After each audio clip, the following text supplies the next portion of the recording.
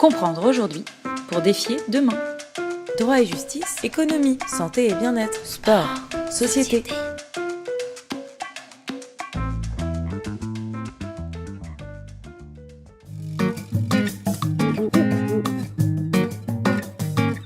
Alors, la blockchain est annoncée comme une révolution technologique aussi importante, voire plus importante que celle d'Internet. Et il est vrai qu'elle alimente déjà beaucoup de fantasmes plus ou moins contradictoires, comme celui par exemple de favoriser un nouveau monde criminogène à travers les monnaies virtuelles, ou à l'inverse de permettre un processus d'enregistrement et d'échange incorruptible, par exemple pour les titres financiers. Alors de quoi parle-t-on exactement? En simplifiant, la blockchain est une technologie algorithmique qui permet tout simplement via nos ordinateurs d'enregistrer, d'échanger de pair à pair des informations de toute nature de façon sécurisée et infalsifiable. Et c'est une technologie qui, associée à l'intelligence artificielle, au big data et aux objets connectés, devient redoutable. Cet ensemble forme ce que Mark Lipsker appelle l'équation de la révolution. Alors, ce qui est certain, c'est que la blockchain, associée ou non à toutes ces autres technologies, a vocation à toucher et à transformer surtout presque tous les domaines. Alors bien évidemment la banque, l'énergie, l'assurance, l'immobilier, la santé, l'alimentation, la justice à travers la justice prédictive, pour ne citer évidemment que quelques exemples. Et ce processus de transformation est déjà enclenché. À titre d'exemple, on a une ordonnance de 2016 qui autorise le recours à la blockchain pour l'émission et la cession des mini-bons. Une autre ordonnance est en préparation. Il y a d'ailleurs une consultation proposée par la Direction générale du Trésor. Donc une autre ordonnance pour les titres financiers non cotés qui pourrait également s'appuyer sur la technologie blockchain. Encore un autre exemple, en matière d'énergie, il y a un projet d'échange d'énergie de pair à pair actuellement via une blockchain qui est testée dans un quartier de Lyon.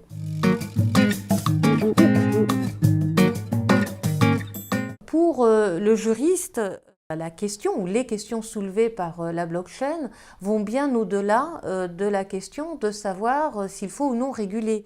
En réalité, c'est un véritable changement de paradigme.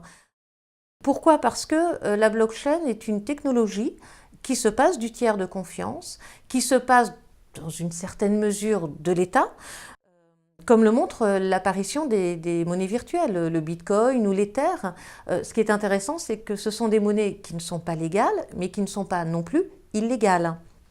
Et donc on a de multiples questions qui surgissent pour le juriste via la blockchain. Par exemple, comment résoudre les conflits entre les acteurs d'une blockchain, sachant que si un mode de résolution du conflit est trouvé, si il y a une sanction, eh bien, elle s'appliquera dans le monde évidemment réel.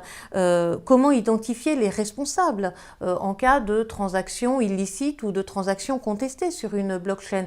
Va se poser la question de l'identité numérique. Sur une blockchain, notre identité est celle qui est donnée par notre clé publique. Quelle va être la validité d'une signature? Se pose également la question d'identifier les personnes responsables, sachant aussi que la blockchain n'est pas géographiquement localisée. Donc c'est un ensemble de questions auxquelles les juristes vont devoir répondre.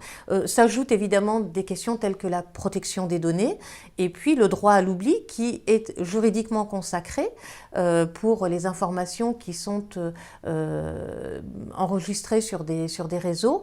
Mais à l'heure actuelle, la blockchain ne permet pas le droit à l'oubli puisque les données sont ineffaçables.